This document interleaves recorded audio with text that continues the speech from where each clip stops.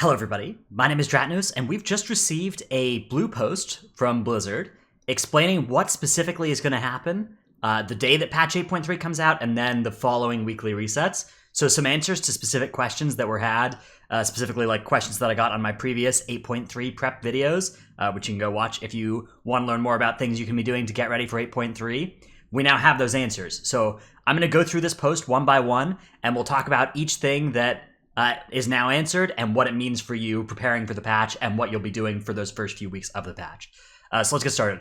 With scheduled maintenance on January 14th, so this is patch day, artifact knowledge will increase, bringing a player character with a level 70 Heart of Azeroth, that's most people, to 17,500 AP needed to reach 71. So this is 6 extra weeks worth of artifact knowledge compared to where we were when we actually needed to push to level 70.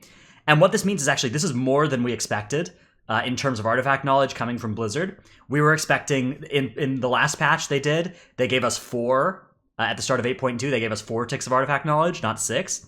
So what this means is that neck level 75, which is where the third minor trait comes in, is actually very attainable before raid starts.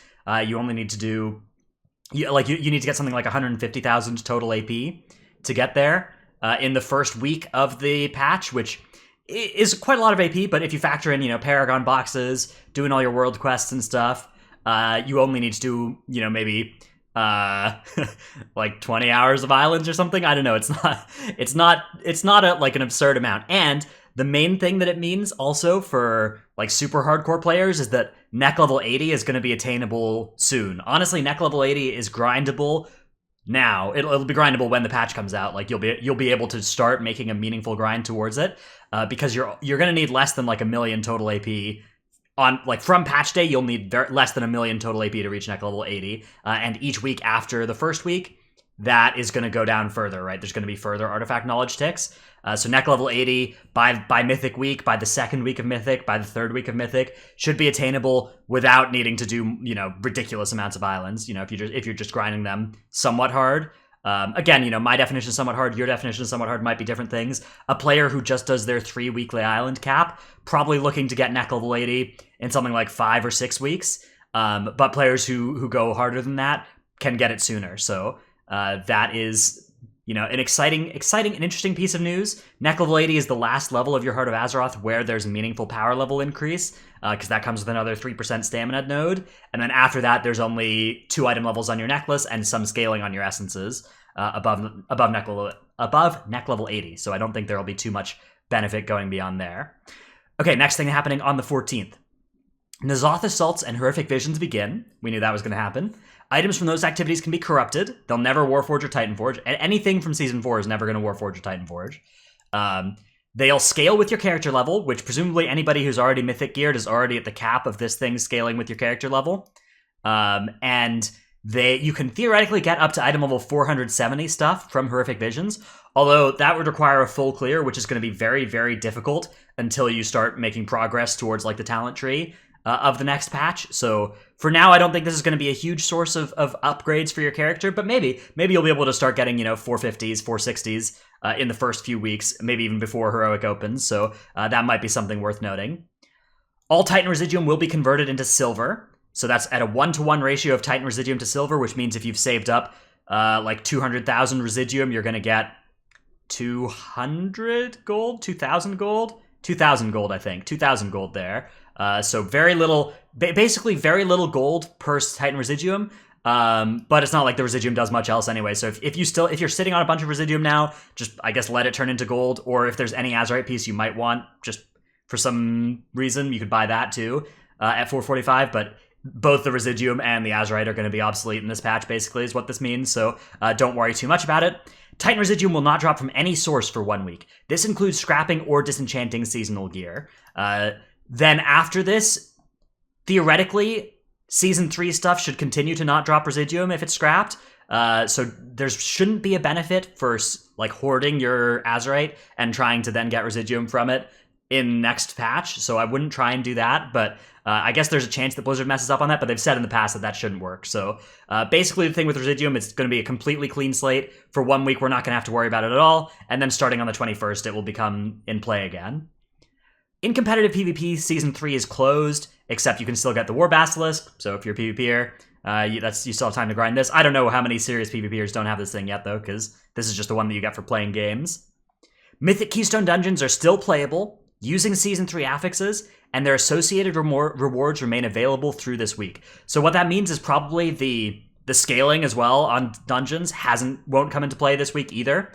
So nothing is going to change about Mythic Plus on this first week, basically.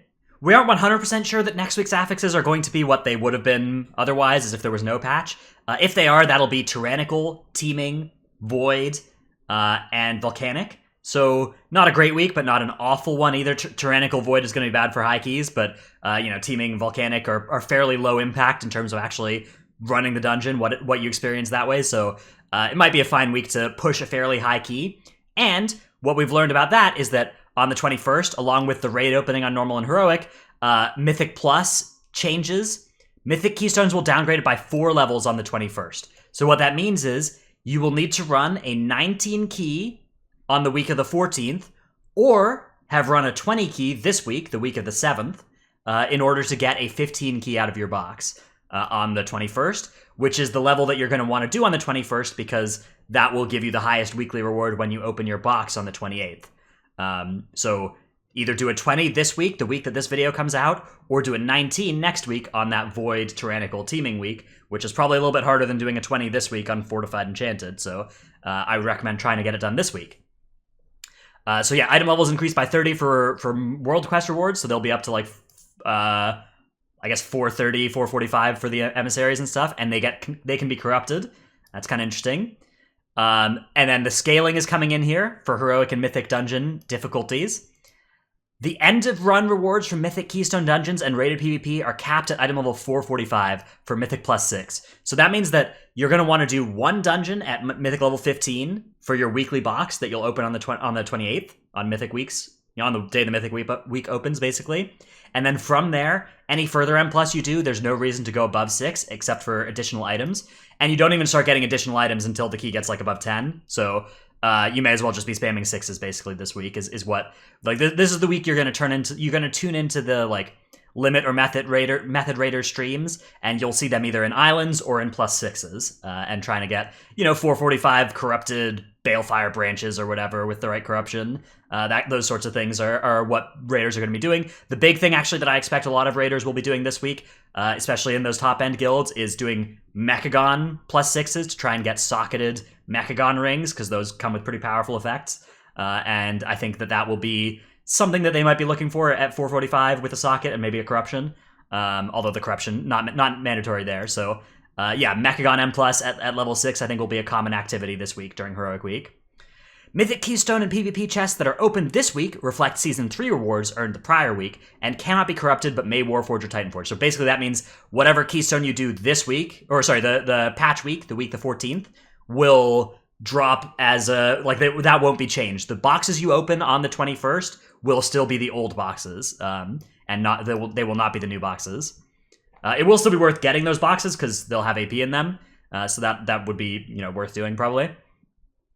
Item level improvements for weekly rewards now extend to Mythic plus 15. Yeah, so this is what I was saying about opening your box on the 28th, making sure that you've done a 15 if you can. If you can't do a 15, like a 15 will be hard this first week. It'll be in difficulty terms, similar to doing like a 19 or a 20 right now. So if that's way higher than you're currently able to do, don't worry about it. If you just do a plus 10 instead, you're only going to be missing out on 5 item levels of reward. That's really not that bad. So I wouldn't sweat it too much here. I wouldn't be too scared off by this Mythic plus 15 thing. Again, it's only 5 item levels. The whole jump from level 10 to level 15 in Mythic Plus is only ever 5 item levels, and really not worth sweating about. The Darkshore Warfront now has a heroic difficulty with item level 460 gear rewards. This is pretty big news, actually. Getting those 460s out of heroic Darkshore is going to be valuable for raiders. However, you're going to have to wait until the first Warfront that begins in each region after the Season 4 transition. So we don't exactly know what begins means in this context. I think in the past this has meant whenever, like, whichever ones...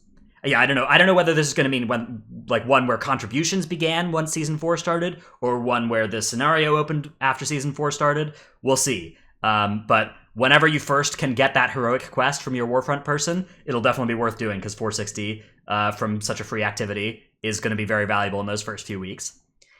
Any items not updated for Season 4, all the old stuff, Eternal Palace, Arathi, will continue to be able to go up to 455, but they will not be able to be corrupted, and notably, they'll not be able to Titan Forge above 455. So if you were worried about having to go back into Eternal Palace and try and Titan Forge a Font of Power up to 475, that is not something that will be possible, but they will continue to be possible up to 455. Then again, on Heroic Week, Titan Residuum will become available. All items that can be purchased with Titan Residuum, including new Season 4 items, have had their costs adjusted. Basically, they're squishing back down the numbers for Residuum. So a 10 chest will award 1,700 Residuum, with each additional level awarding 90 more. So a 15 will award 2,150 Residuum. So this is pretty serious diminishing returns on doing higher than a 10 key, right? Going up to a 10 gets you 1,700. Going up to a 15 only adds another 450 Residuum to your box. So again, just doing something in the 10 or higher range is a lot more important than, squeezing out those extra couple levels. Specific item level 475 tokens cost 20,000 Residuum. This is a pretty prohibitive cost because this means you'll have to have done plus 15 for 10 weeks before you can afford a specific piece. So that is continuing to be priced too high for anybody who's interested in seriously rating to consider trying to get this. But if you end up having one specific best in slot piece, you can potentially start saving up for it at some point. For the most part, though, this price still indicates to me that people are going to be buying randoms. So random 475 tokens cost 4,750 Residuum, which means that you're going to need to complete 19s. If your only source of Residuum is your weekly box, you're going to need to do 2 19s to get this random 475 in 2 weeks rather than 3. However, you can still scrap Nyalotha Azurite to get extra Residuum. So if you're just doing a 15, if you're doing 2 15s and then you scrap a couple pieces of gear, that'll get you to your 4,750 as well. And you'll be able to roll a random 475 starting the second week of Mythic or whatever. Okay, with scheduled maintenance on January 28th, so this is now Mythic week, Nyalotha opens on Mythic difficulty and the first wing of Raid Finder difficulty.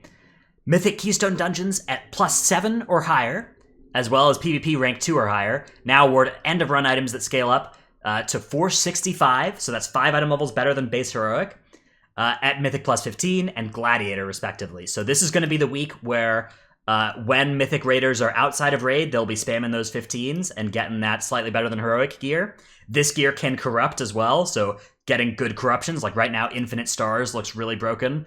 On PTR, looks like it'll be really, really good. So if that persists into the game, I expect it's going to get nerfed, but if it does not, this is going to be a very good use of your time, just spamming 15s to try and get 465 corrupted pieces. Gladiator as well, if you're a PvPer, it's going to be very valuable to be just spamming PvP matches and getting your Gladiator 465s that can also corrupt, and also getting access to a high weekly box, another weekly box at 475. Weekly chests for Mythic, Keystone, and PvP activities now contain those Season 4 items, which are always corrupted and scale up to item level 475. The fact that these things are always corrupted is actually pretty big news as well. It means that they're fairly likely to contain interesting items. In previous seasons, in this last season, you would often open your weekly box and it would have a 440 belt, and you already have a 440 belt, and you're just looking at this, and you're just this is not something that could ever possibly be an upgrade. But the fact that they're always corrupted means that there's a pretty high chance that you'll be getting interesting items out of your weekly boxes. So it means that if you're able to get competitively item-leveled Mythic, Keystone, and PvP boxes, that's going to be worth doing. And it means that raiders in particular that are able to get up to that 15-level key and that Gladiator ideally, but even Duelist or whatever level PvP rewards, will be getting some extra powerful item levels worth of items every week. So very cool. Again, nothing can Warforge or Titanforge this patch. Nothing from the new patch can Warforge or Titanforge. The highest item level that anything can Warforge or Titanforge to is still going to be 455. So you're not going to have to worry about some kind of ridiculous Titanforge this patch.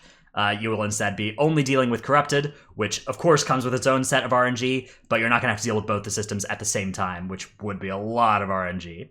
Anyways, this blue post is from Kyvax here on the WoW forums. I'll post it in the description as well, so you can take a look through this yourself and get any clarifications you need. If you have any questions about specific implications of various effects on this page, let me know in the comments. I'll try and answer as many as I can. And yeah, I'm really excited to see this level of communication from Blizzard. It's obviously it's a small step. It's just one post, but if they continue to answer all of our questions like this rather than just kind of letting us find out. It goes a long way to helping hardcore players prepare and figure out what exactly they're supposed to do, and not be just kind of blindsided and feel like they made bad decisions because they didn't know what was going to happen. So really, really happy to see this kind of communication from Blizzard. Big ups to them. Big applaud for Blizzard. That's going to be the end of this video. Thanks everybody for watching. Check out my stream, twitch.tv/Stratnos. Remember to like and subscribe this video if you liked it, and I'll see you in the next one. Bye.